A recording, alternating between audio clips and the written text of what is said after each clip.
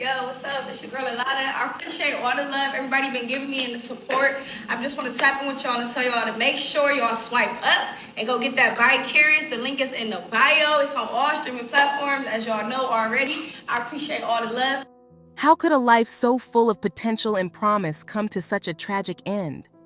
How does someone who brings light and hope to their community fall victim to the very darkness she was trying to overcome? And what warning signs go unnoticed until it's too late? Welcome back to True Crime Files Edition.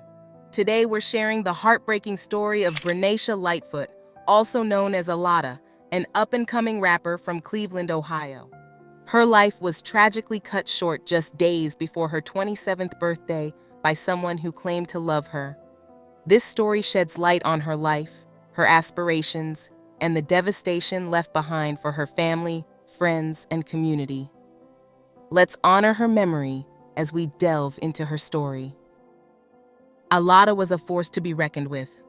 Born on July 19, 1997, she was unapologetic, fearless, and immensely talented.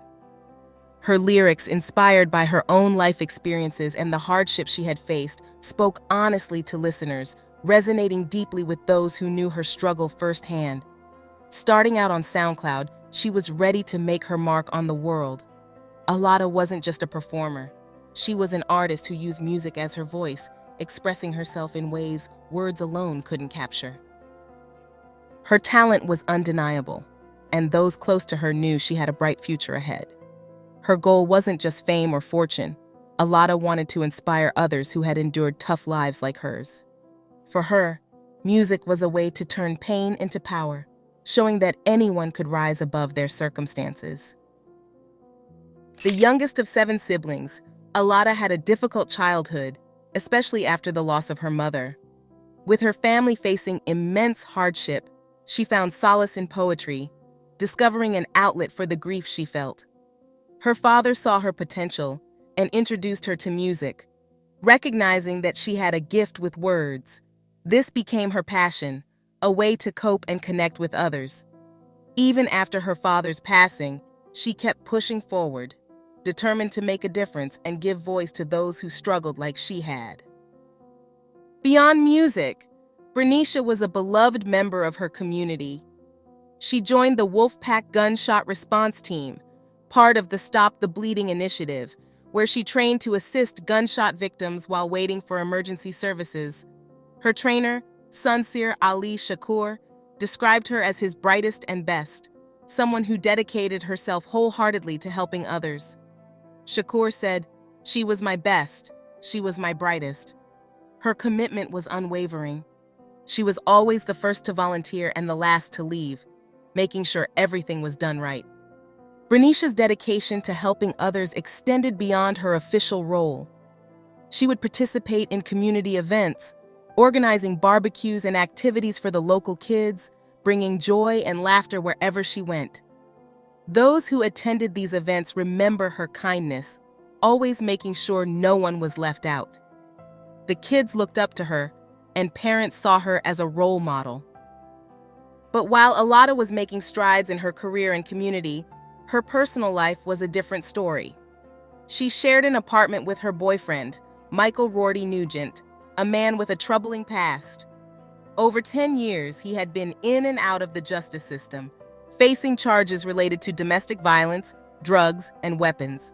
His violent tendencies were well known, and he had previously been abusive toward Ahlotta. Despite his troubled history, Ahlotta held on to the hope that things could be different, that perhaps he would change. Unfortunately, that hope would cost her dearly. Friends and family saw the warning signs, but Ahlotta, like so many victims, kept much of the private, protecting those around her from the reality of her situation. She likely believed she could handle it, but it takes a toll that words cannot fully capture. Her story is tragically similar to the stories of so many others who struggle to leave abusive relationships. July 17, 2023, was a day her family would never forget. When they hadn't heard from her during her birthday week, they became increasingly worried. For someone as close-knit with her family as Breneisha, silence was out of character. On July 18th, they requested a welfare check, hoping against hope that everything was okay. But as police entered her apartment, they were met with a horrifying scene: signs of violence, bullet holes, and dried blood. Witnesses later reported seeing Michael dragging something suspicious down the apartment stairs. Disturbingly, her cell phone had been found earlier that day, far from her apartment. Friends, family, and volunteers organized a search, desperate to find her. Among them was fellow rapper and friend Big Topic, who couldn't believe what was happening. During the investigation, Michael Rorty Nugent was identified as the prime suspect. On July 21st, he was arrested, and during questioning, he confessed to the murder. He led police to her body and the weapon he used, bringing a heartbreaking end to the search. Charged with killing his girlfriend appeared in court today. The victim disappeared the week of her birthday. Her body later found in the woods, disregarded, disrespected. 19's Katie Tursek has the latest details, now at 3. Michael Nugent in front of a Bedford Municipal Court judge for the first time since being charged with the murder of his girlfriend, Breneisha Lightfoot. A technical plea of not guilty is entered. Nugent's defense attorney pleaded not guilty on his behalf. Judge Michelle Paris set his bond at $2 million. The allegations are as follows. The 26-year-old's family reported her missing last Tuesday after police say they couldn't reach Breneisha on her birthday. Lightfoot's family was concerned, reporting that Rorty Nugent was abusive and violent towards Lightfoot in the past. Police did a welfare check on her. They found her phone in a yard near East 59th and Chester.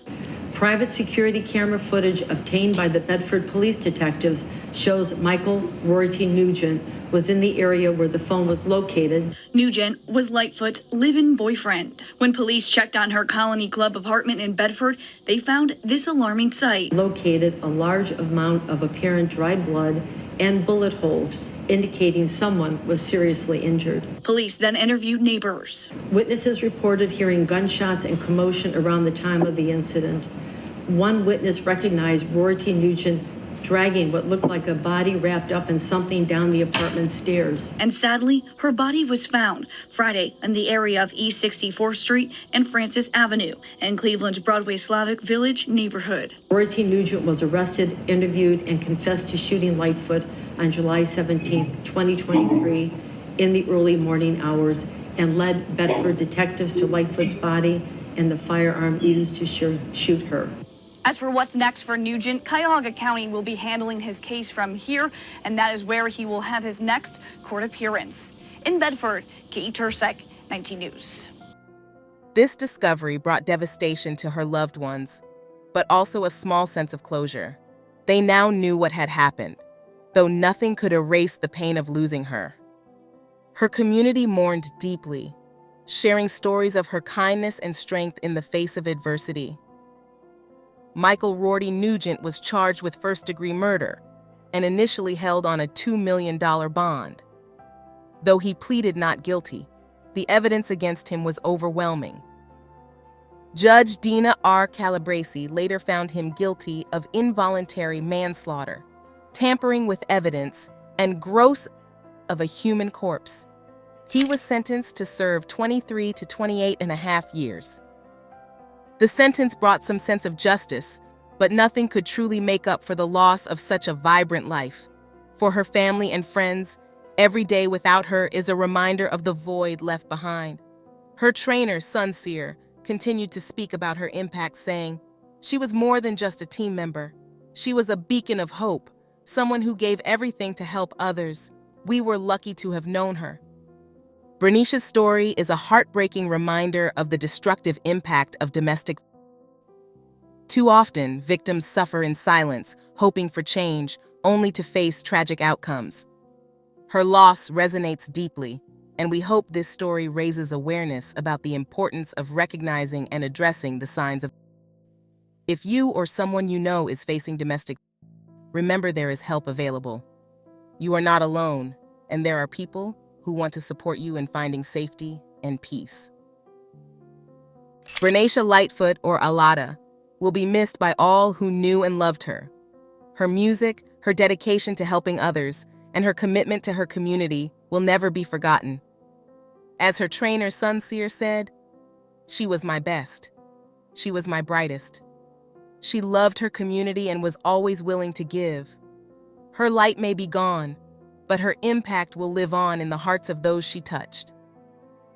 Thank you for watching, and our deepest condolences go out to Breneisha's family and friends. Let's honor her memory by continuing to speak out against domestic violence. By sharing her story, we hope to bring awareness to the signs of and the importance of supporting those who may be struggling. What do you think about this case? Were there any warning signs that could have been taken more seriously? Let us know your thoughts in the comments below. If you found this story impactful, please give us a like, share it to spread awareness, and don't forget to subscribe to our channel for more stories. We'll be back soon with another video. Until then, take care and stay safe.